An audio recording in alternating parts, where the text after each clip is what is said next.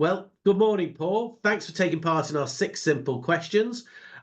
First question is, would you like to introduce yourself? With pleasure. Thank you for, well, in advance of my interrogation. My name is Paul Woods, and I'm the managing director of a company called Proactive Dispatch. Great. And right, so that leads us on to our second question is, how did you become the MD of Proactive Dispatch? What led you to the world Okay. of courier and logistics? Okay. There's a long story, but these are quick fire questions, so I'll give you the short version. Right. I've been involved in the same day courier industry for the last 28 years. 17 of which I've had the good fortune of being managing director of Proactive Dispatch. I got into Proactive because I got made redundant and, yeah, I needed to pay the bills. So it wasn't Yeah. a big plan to start a business. I was almost forced into it, Hmm. but it's really good. Right. Great. And we've just had a off-air chat about various things, but one big part of the business network is it is the personality. The Oh, business is important, but people buy people. So, what do you do in your spare time? oh gosh, there's a question. There's a real question. I'm um I'm a music junkie. I love music in Mm. all of its forms. Yeah, yeah, Um, I listen to music all the time. My favorite radio show is on Radio 6. Huey on a right, Saturday morning. Huey from the right, Fun Loving Criminals. okay. My wife said I need to get more hobbies because I work all the time, but actually my work is my hobby as well. Mm.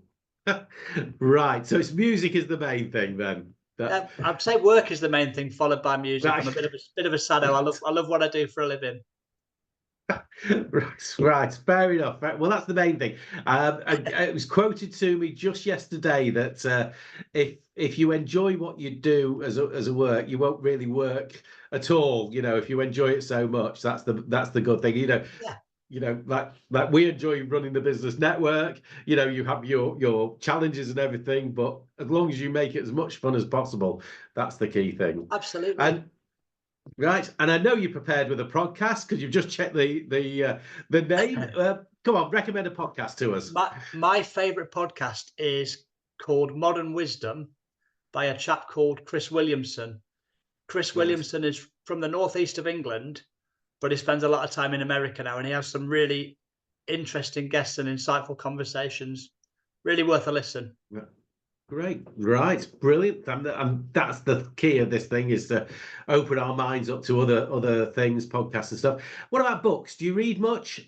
Um, I don't know whether you can probably see behind me. Yeah, I read quite a lot of Yes. books. I read quite. Right. I should have said that as a hobby, shouldn't I? I should have said that as a Yes, you hobby. I should. I love personal development. I Don't love worry. autobiographies.